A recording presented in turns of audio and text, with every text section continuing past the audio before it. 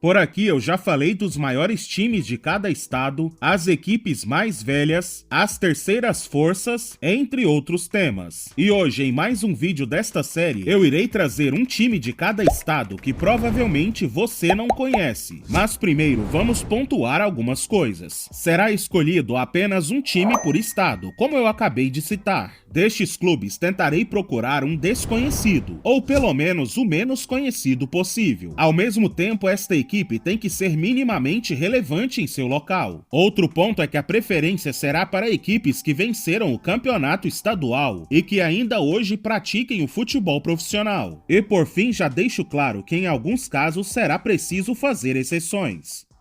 Beleza, chega de enrolação e vamos para o norte do país, mais precisamente no estado do Pará, onde todos conhecem o Paysandu, o Remo, a Tuna Luso, o Águia de Marabá e talvez até o Cametá. Mas você já ouviu falar do Independente Atlético Clube? Para conhecê-lo, vamos a Tucuruí, um município no nordeste do estado do Pará. Por aqui, no ano de 1972, surgiu o Independente de Tucuruí, equipe que foi amadora por 9 anos. O Galo Elétrico se profissionalizou em 1981 e 6 anos depois, em 87, já disputou o primeiro de seus 23 campeonatos estaduais.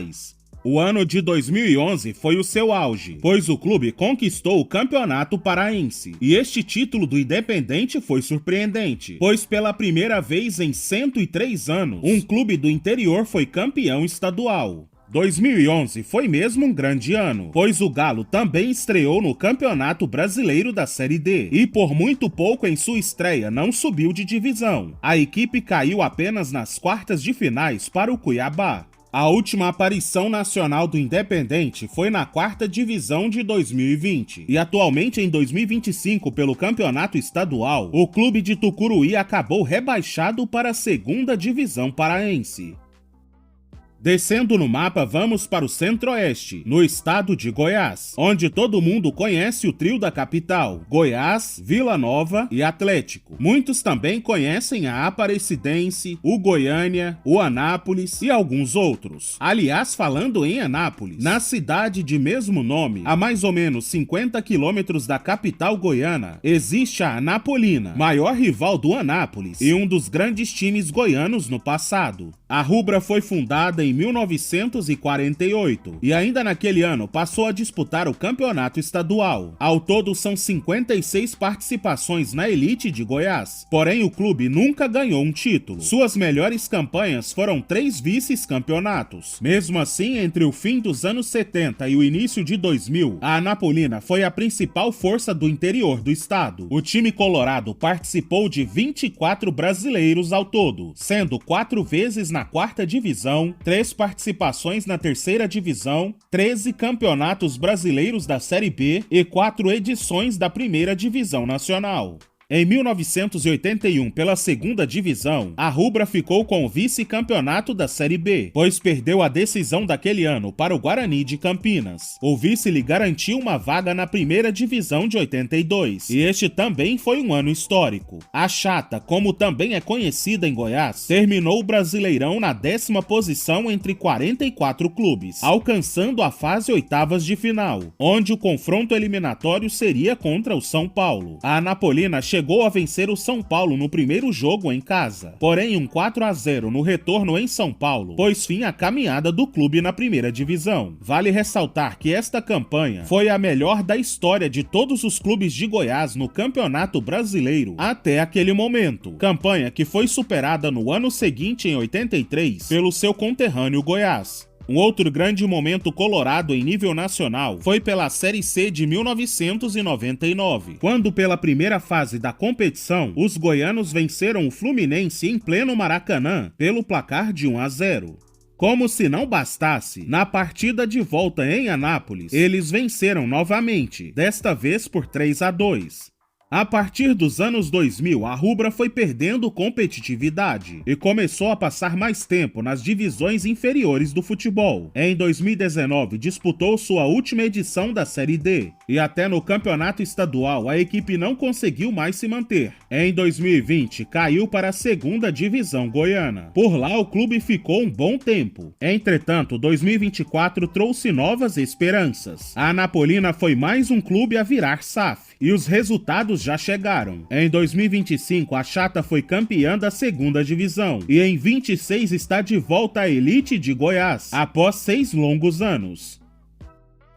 Pois bem, agora vamos para o sul, desembarcar no estado de Santa Catarina. Estado este com muitos clubes relevantes. Tanto na capital quanto no interior, existem pelo menos 5 times maiores. E abaixo destes 5, América, Metropol e Caxias são os outros grandes campeões estaduais. Porém, estes últimos 3 clubes estão extintos ou se tornaram equipes amadoras. Exatamente por isso, vamos a Brusque, um município a mais ou menos 100 quilômetros da capital Florianópolis. E eu não vim aqui para falar do Brusque Futebol Clube. Bem, não exatamente. Na verdade, quero te apresentar um dos pais do Brusque. Conheçam o Clube Atlético Carlos Renault, fundado no ano de 1913. O Carlos Renault foi uma das primeiras equipes do futebol catarinense. O time do Vale do Itajaí conquistou 2 títulos estaduais, ainda nos anos 50. Aliás, nesta mesma época também realizou aquele que é chamado o maior jogo da história de Santa Catarina. Em 1958, o Carlos Renault recebeu o poderoso Botafogo. Botafogo de Garrincha, Quarentinha, Didi, Gerson e Nilton Santos. Praticamente a base da seleção brasileira da época.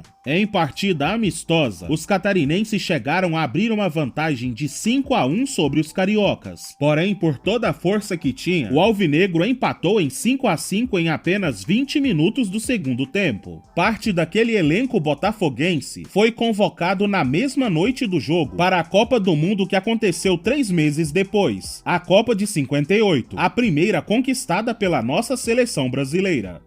Voltando ao Carlos Renault, a maré começou a mudar em 1984. Uma grande enchente aconteceu na cidade de Brusque, e em meio à destruição geral, um dos mais prejudicados foi o estádio Augusto Bauer, a casa do Carlos Renault. Este estádio sofreu danos tão severos que o vovô não teve mais condições de praticar o esporte. Por isso, o clube se afastou do futebol profissional. A equipe nunca mais foi a mesma. 3 anos depois, em 1987, o Carlos Renault se juntou ao seu grande rival Paysandu para dar origem ao atual Brusque Futebol Clube. Cerca de 10 anos depois, em 97, devido ao grande apelo popular de seus torcedores, os antigos rivais Paysandu e Carlos Renault resolveram retornar aos gramados. Porém, com muitas dificuldades financeiras e disputas de patrimônio contra o Brusque, o tricolor do Vale só conseguiu retornar ao futebol profissional de forma mais contundente por volta do fim da década de 2010. Em 2018, disputou a 3ª divisão catarinense. Em 2021, conquistou um acesso à 2ª divisão. E finalmente, em 2025, o Carlos Renault foi campeão da Série B catarinense. 2026 será a primeira vez do vovô na 1ª divisão, depois de 42 anos. A sua última participação foi no fatídico ano da enchente, em 1984. Vamos para o vizinho do norte, o estado do Paraná. Aqui a procura por um clube pouco conhecido, mas relevante, nos leva à cidade de Paranavaí, um município no noroeste do estado. Esta é a casa do Atlético Clube Paranavaí, criado no ano de 1946. Disputando o estadual desde 1960, somente em 2003 o clube chegou em sua primeira final. Entretanto, ficou apenas com o vice, perdendo a decisão para o Coritiba. 4 anos mais tarde veio o inédito título paranaense. Campeão estadual, o Paranavaí derrotou o Paraná Clube nas finais. Nacionalmente, o vermelhinho do fim da linha jogou 3 vezes a Série C do Brasileiro e teve como melhor colocação um 10º lugar em 1981. No início da década de 2010, as coisas começaram a desandar em Paranavaí. Em 2013, a equipe disputou pela última vez a elite paranaense e desde então passou a frequentar as divisões inferiores. 10 anos depois, em 2023, começou uma mudança de ares. A equipe colorada conquistou a terceira divisão estadual, consequentemente retornando à segunda divisão. No ano seguinte, em 2024, o cantor Gustavo Lima adquiriu 60% da SAF do Paranavaí e com este e outros incentivos financeiros, parece questão de tempo para os resultados chegarem. O último estado do sul será o Rio Grande do Sul, e por aqui nossa missão desembarca justamente na capital Porto Alegre, terra de clubes gigantes como Inter e Grêmio. O que talvez você não saiba é que nesta cidade também existe o Esporte Clube Cruzeiro, um time muito antigo, fundado em 1913. E não, este Cruzeiro não é uma cópia do Cruzeiro de Minas. Na verdade, o Cruzeiro Mineiro surgiu depois do Cruzeiro Gaúcho. O Clube Celeste foi fundado em 1921, com o nome de Palestra Itália, e apenas em 1942 foi renomeado Cruzeiro, ou seja, o Cruzeirinho Gaúcho tem este nome quase 30 anos antes do Grande Cruzeiro. Muito bem, o time do Rio Grande do Sul já conquistou 2 títulos estaduais, um oficial em 1929 e outro de forma honorífica em 1918, mas o Cruzeiro vai muito além disso. Durante muitas décadas ele foi a terceira força gaúcha. Em 1953, o Cruzeirinho foi pioneiro, se tornando a primeira equipe fora do eixo Rio-São Paulo a realizar uma excursão pela Europa. Entre as várias partidas disputadas no velho continente, o Cruzeiro conseguiu o feito de empatar em 0-0 contra o grande Real Madrid em pleno estádio Santiago Bernabéu. 8 anos depois, em 1961, o time gaúcho voltou à Europa, desta vez para conquistar o Torneio de Páscoa de Berlim, um dos principais campeonatos amistosos daquela época. No ano seguinte, em 62, foi a vez do Cruzeiro vencer a versão argentina do Torneio de Páscoa. Entre os anos 60 e até o fim dos anos 70, o alviazul foi muito relevante, mas nas últimas décadas acabou perdendo muita força. Em 2018, após 8 anos consecutivos na elite, o Cruzeiro caiu para a segunda divisão estadual. 4 anos mais tarde, em 2022, foi a vez de ser rebaixado para a terceira divisão gaúcha. E por fim, agora em 2025, o clube estava apto para disputar mais uma vez a terceira divisão. Porém, o Cruzeiro enfrenta uma crise financeira terrível e sem muita alternativa, a equipe gaúcha não participou de nenhum campeonato em 2025. Do sul vamos para o Nordeste, mais precisamente no estado do Ceará. Aqui na capital do estado, Fortaleza, eu encontrei a Associação Esportiva Tiradentes, um time que foi criado em 1961. Se você reparar bem no escudo do Tiradentes, verá a frase, o Tigre da Polícia Militar. Isso é porque o clube é mantido por associados da Polícia Cearense. Lá no início, em 1966, o Tigre da PM estreou no Campeonato Cearense da segunda divisão. 2 anos depois, em 68, conquistou o título da Série B. Algumas décadas depois, em 1992, o pequeno bicolor conquistou finalmente o Campeonato Cearense da primeira divisão. Mas pensa num título polêmico. Em 92, após aquelas velhas e corriqueiras bagunças do futebol brasileiro, o título estadual foi dividido entre o Fortaleza, o Ceará, o Icasa e o próprio Tiradentes. Muito bem, em nível nacional, o rubro-azulino esteve uma única vez no Brasileiro da Série B. Foi no ano de 1982, quando o clube terminou na 46ª posição. Já pelo Brasileiro da Série D também foi uma única participação, em 2013. Desde o ano de 2018, o Tiradentes está longe do Campeonato Cearense da primeira divisão. E este ano, em 2025, o clube fez uma péssima campanha na Bzinha, terminando o campeonato rebaixado para a terceira divisão estadual de 2026. Indo para o estado do Pernambuco, a nossa parada também será na capital, neste caso a cidade de Recife. Se você não é pernambucano, talvez nunca tenha ouvido falar do tradicional América Futebol Clube. Isso mesmo, também existe um América Pernambucano. Este aqui foi fundado em 1914 e ainda bem jovem, em 1923, o Mequinha conquistou o troféu Norte e Nordeste de futebol, uma espécie de bisavô da atual Copa do Nordeste, o que faz do esmeraldino pernambucano, de certa forma, o primeiro campeão nordestino. No passado, o América também venceu 6 títulos estaduais e até hoje segue como o quarto maior vencedor do torneio, atrás apenas dos 3 grandes do estado. Em nível nacional, foram 8 brasileiros disputados, sendo 3 vezes na Série D, uma vez na terceira divisão em 1990 e outras 4 edições da Série B nacional. Sua grande campanha veio em 1972, quando terminou o brasileiro da segunda divisão na 8ª posição. Já a última participação do América foi pelo brasileiro da Série D de 2019, quando terminou na 24ª posição. Naquele mesmo ano, o Mequinha também caiu no estadual, e desde então, lá se vão 6 anos entre a segunda e a terceira divisão pernambucana. Descendo um pouco mais no mapa, chegamos ao grande estado da Bahia. E na Bahia vamos à bela capital Salvador, terra de Vitória, Bahia e outros times históricos. Entre estes times históricos está o terceiro maior campeão estadual, o Esporte Clube Ipiranga, um time muito antigo, fundado em 1906. Naquela época, o Ipiranga aceitava todas as classes sociais e etnias da cidade. O que hoje parece normal, naquele tempo não era, já que as equipes de futebol geralmente eram elitizadas.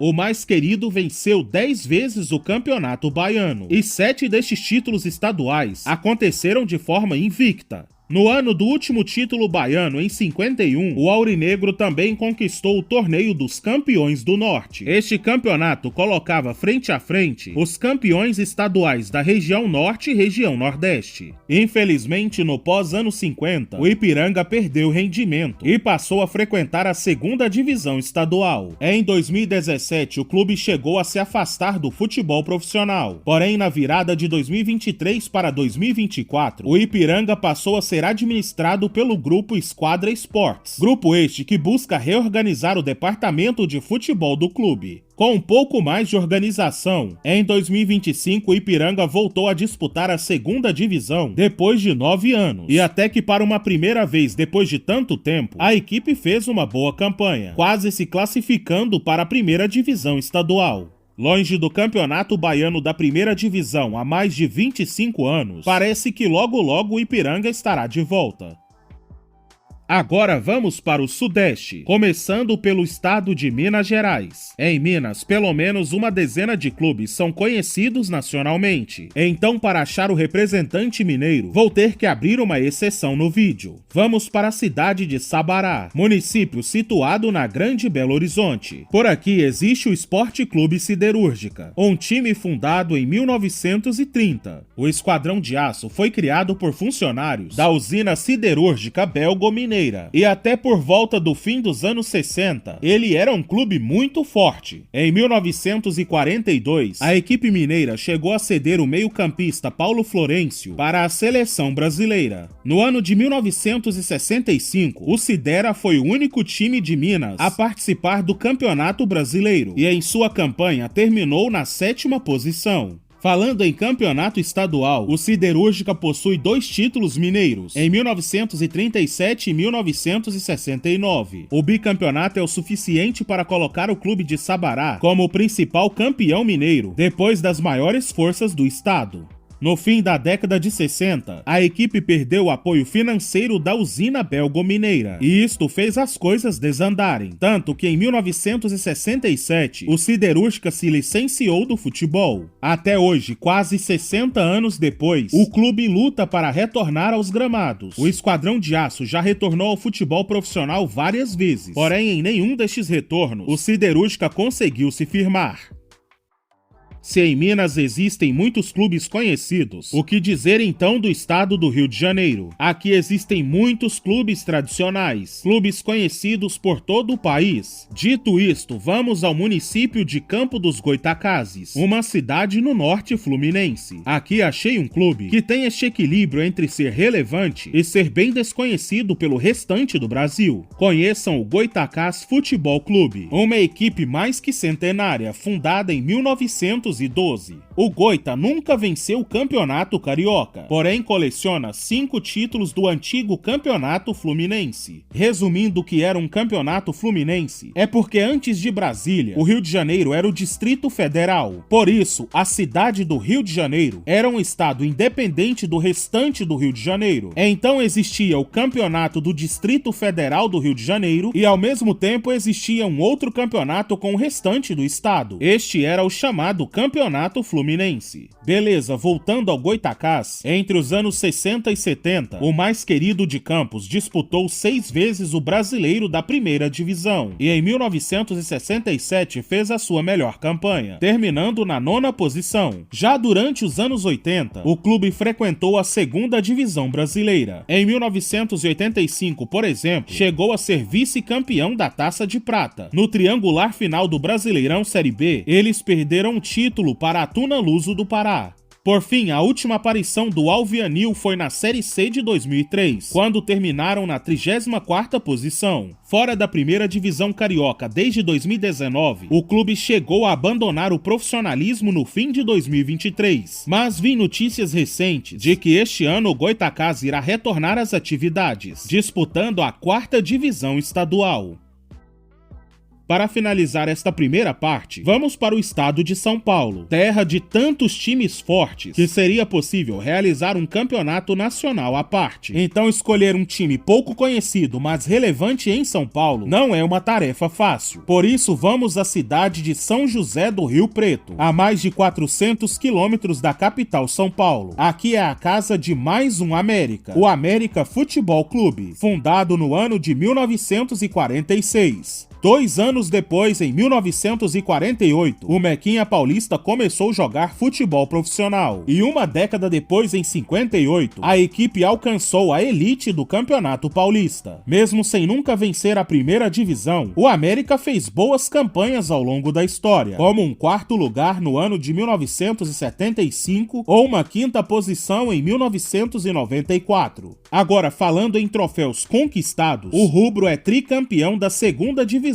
paulista. E em nível nacional, foram 2 participações no Brasileiro da primeira divisão. Sua melhor campanha foi pelo Brasileirão de 1980, quando terminou na 32ª posição. Pela Série B foram outras 7 participações, e na Série C também foram 7 edições jogadas. O América de Rio Preto ficou de 1963 a 1997 de forma ininterrupta na elite estadual. Até hoje, o América é o clube do interior com a maior sequência na primeira divisão paulista. Entretanto, a partir dos anos 2000, o Mecão passou a viver altos e baixos. Na verdade, mais baixos do que altos. Desde pelo menos 2007, o clube vive uma grave crise financeira. Em 2012, caiu para a 3ª divisão paulista pela primeira vez em sua história. 2 anos depois, em 2014, caiu mais um degrau, chegando à 4ª divisão. Avançando mais uma década, atualmente o América vive o seu pior momento. Em 2024, caiu para a recém-criada 5ª divisão paulista. E para piorar um pouco mais as coisas, o clube tem pendências financeiras com a Federação Estadual. E o seu estádio, Benedito Teixeira, mais conhecido como Teixeirão, não foi liberado para a realização de jogos. Desta forma, pela primeira vez em mais de 60 anos, o América de Rio Preto ficou sem nenhuma divisão em 2025. Muito bem, pessoal, vocês conheciam estes clubes dos estados que eu citei no vídeo? Não vale mentir, hein? E é claro que se você é da cidade ou do estado do clube, provavelmente você conhece. Esta é a parte 1. Se vocês gostarem do vídeo, terá uma parte 2. Então, antes de sair, deixe o seu comentário. Se gostou, dê seu like e dê um hype no vídeo. Um abraço e até a próxima.